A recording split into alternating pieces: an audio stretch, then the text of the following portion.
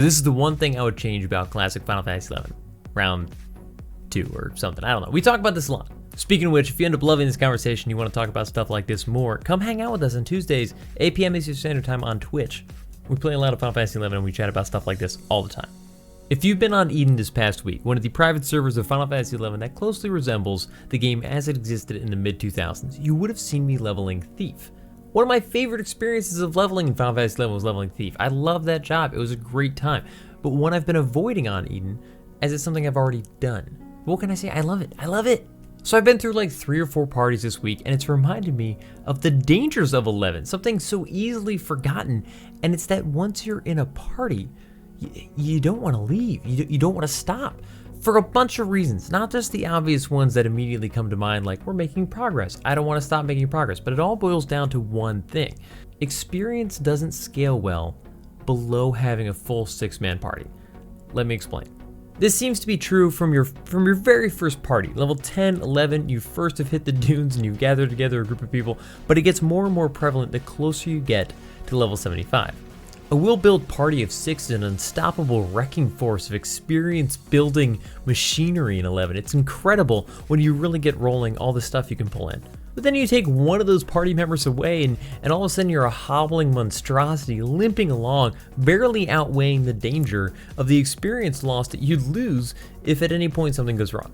Take 2 players away and you might as well stop fighting altogether. The danger no longer outweighs the pros. Now, I recognize that duos and trios are a thing, and I'll touch on that more later, but wouldn't it be amazing if the experience just scaled a little bit more evenly with less than a full group, and not just in terms of the experience points themselves, but viability in party makeup and strength of the party?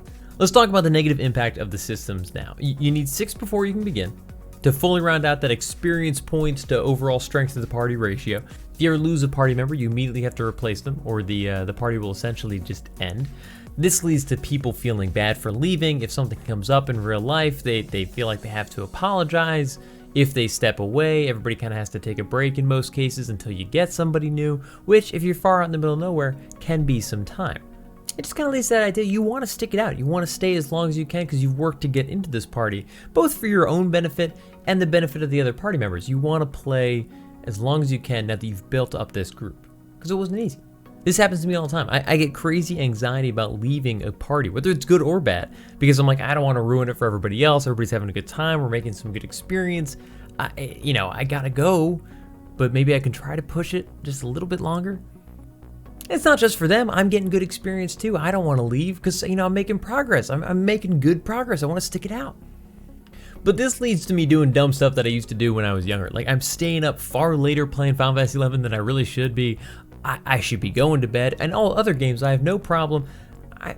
Sometimes I might play another game or 2 or 5 than I really should. But in general, I'll go to sleep when I probably should to get up the next day and go to work. And now I'm like, it's 1 o'clock, but this party's good. This Dunes party is good. Or this video, for instance. I was supposed to start working on this video 4 days ago, but Thief just grabbed me and I would start seeking. I'm like, I don't know. I'll work on the video if I don't get a party. And then I'd get a party. And all of a sudden I spend all night partying, not working on this video or any video. So I'm staying up later than I should. I'm not working on the video as much. I probably look all disheveled because I haven't gone to get my hair cut because I want to get home and level Thief. Problems are happening.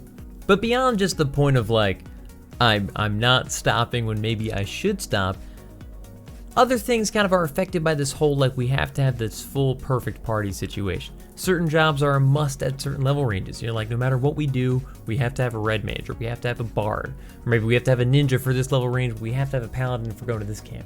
And partially because of that need for a 6-person stable party group, people are less and less willing these days, or even early on, to try different things to really kind of expand the boundaries of what they think might work, because everyone's so nervous about getting those 6 people together and it totally flopping. Now, this is mostly just player mindset. We used to expand upon the thought process there a little bit. We got a lot of people to try some cool ideas that ended up being amazing, and people for a long time were like, no, there's no chance that'll work, I don't want to do it. But people might be a little more flexible with that if that whole concept of 6 perfect party members working together wasn't maybe so stringent. Now, that's not to say the 6-person party is all bad. I love the 6-person party. I always thought it was one of my favorite parts of the game. Let's talk about some of the positives. super flexible system. Because you have 6, you can have 3 DDs, 1 tank, healer, support. You can have 4 DDs, 1 healer, 1 support. 5 DDs in support. You can have 6 support. Because a carefully balanced party is so crucial, when you do nail it, it just feels incredible. Like a lot of times I'm like, oh man, it's so hard to build a perfect party. But when you do, when you're just rocking on all cylinders, it's an awesome feeling. It really is. It's really cool. Collaborating and working together with 5 other players efficiently is one of the best parts of Final Fantasy XI. It feels so good when you nail it. You're just like, this is where this game gets cool. We have figured this out on our own. We are flying. If you make that too easy, you run the risk of no one even bothering to craft a good party and just going with whatever's available. It doesn't matter. You never have that feeling of like, we did this is a really good setup, I'm having a great day. And then you get closer and closer to that, like why don't we just introduce like a queue finder method? And then there's no communication between the party members, and you end up with a lot of the problems that modern MMOs are having because you've made it so cookie cutter that it doesn't even matter what you do. Now let's go to the other side of this that I know some of you are thinking, but Hunter, I used to duo and trio all the time. What are you talking about? It was super effective. Pokemon. Why are you so bad at this game? This wasn't impossible, you just didn't do it. That is partially true. This one comes up a lot and I don't disagree. I did some really cool stuff with duos and trios. I had a ton of fun on a couple things that I did with Summoner. Dragoon Mage was a great time. We used to duo and trio with Dragoon Mage all the time. It was amazing. And once they released those books where you could kill a number of certain enemies, you can get like a little boost of experience, that went up significantly. It was suddenly really valuable, but that was way later. And to be honest, duos, trios, and even the books do tend to lend themselves to jobs that are already pretty good at self-sustaining. They're good soloers. They're good at like keeping things going on their own. Some jobs just totally get left in the dust with that format. They're not useful, and they wouldn't really be viable in that kind of setup. Now, this is where I kind of step my own toes because I love that certain jobs are better at soloing than others. I think that's an important part of MMOs that kind of was lost. That like sometimes, yeah, one of the benefits of being this job is that you're really good at doing stuff on your own. And if you're really good at that job, you may have other benefits, but that's not one of them.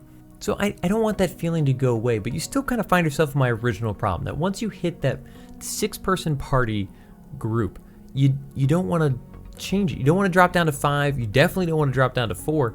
You're stuck at 6. So everybody feels like they can't leave. We can't possibly try with 4. Like you can't. You're at 6. And yes, if you have a different kind of day in mind, you're like, all right, I'm going to grab one friend. We're going to go try to duo for a little while. Or maybe we're going to go try a trio.